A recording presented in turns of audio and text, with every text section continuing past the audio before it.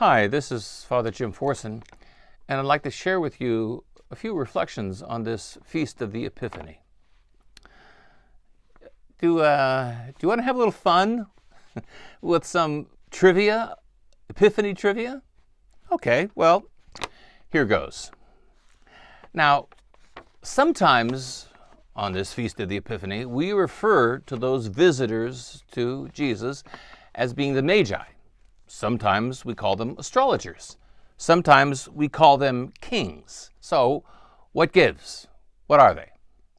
Well, in Matthew's Gospel, Matthew refers to them as the Magi, which means that they belong to a religious cult in the East called Zoroastrian. And if they were priests in that cult, they would have been highly educated. Therefore, wise. Highly educated, wise men. And also, Zoroastrians had a wide reputation for studying the stars. Therefore, astrologers.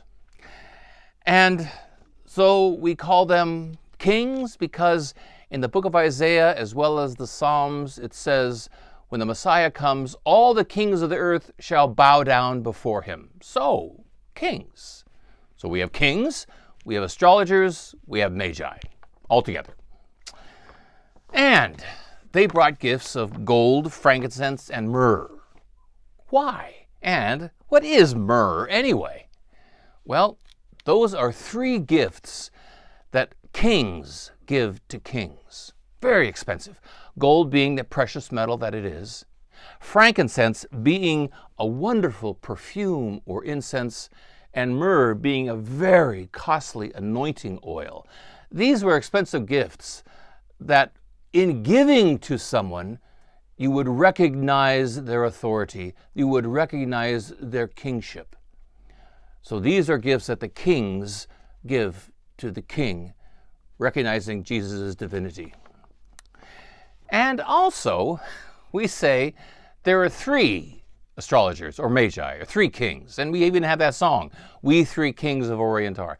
Now, why do we say three? Because, frankly, Matthew doesn't put a number on the visitors who come to Jesus. And in the Syrian Christian tradition, there are as many as 12 magi. So why do we say three? Well, gold, frankincense, myrrh. 1, 2, 3. Three kings. Everybody got one gift. That's why. But on this feast of the Magi, of the Epiphany, there is a deep significance going on.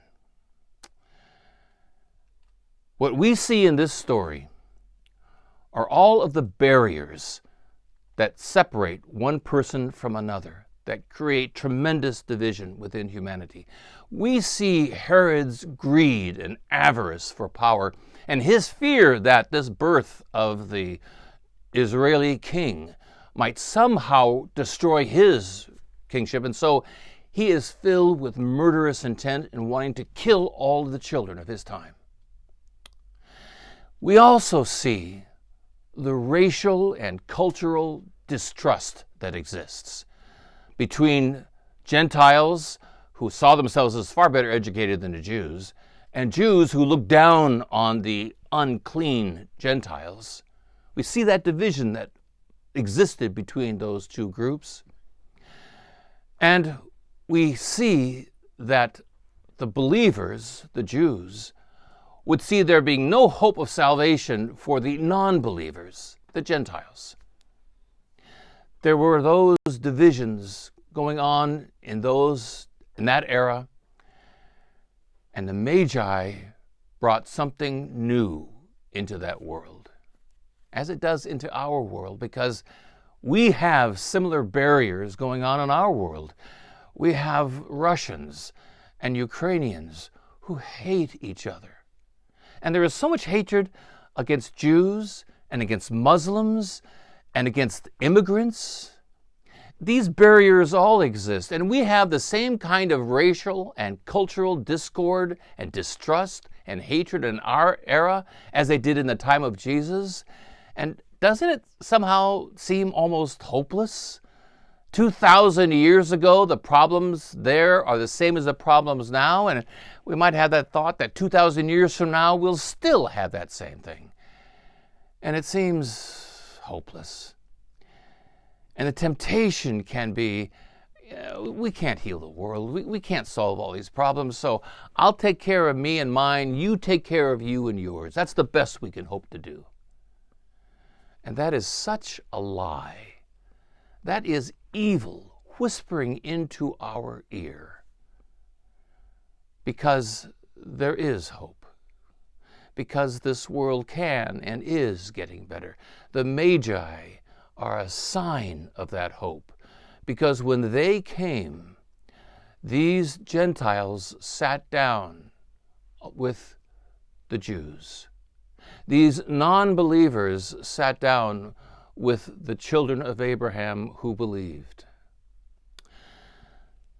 They were able to have all of those barriers come down because they both, the Magi and Joseph and Mary, were seeing the same thing. They were seeing divinity. They saw it in front of their very eyes, and they began to see it in one another, and all the barriers came down. And when we see the divine inside our brothers and sisters, when we can see, if we could see the divine within the Ukrainians and the Russians and the Jews and the Muslims and the immigrants, if we could see the divine within them, all of those barriers would come down. Now, I know that sounds fantastic, doesn't it? And it sounds impossible. It's not. It happened before, and in fact, it has happened even within some of our lifetimes. There's a fascinating story in World War I, 1914, at Christmas time, when the Germans in their trenches and the French and the British in their trenches were fighting with one another, and a truce was called at Christmas, which was more or less being observed or not. But on Christmas Eve, the German troops put up a little Christmas tree in their trench, and they began singing Christmas carols. And the French and the British troop knew those same Christmas carols, and they began singing Christmas carols.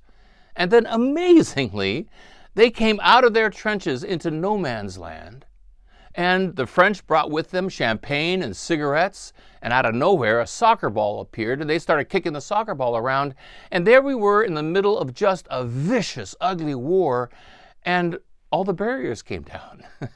And here were these enemies sharing Christmas with one another. And the fact that that happened so frightened the high commands of all those countries that they absolutely prohibited soldiers from ever doing anything like that again, because it might ruin the fighting spirit.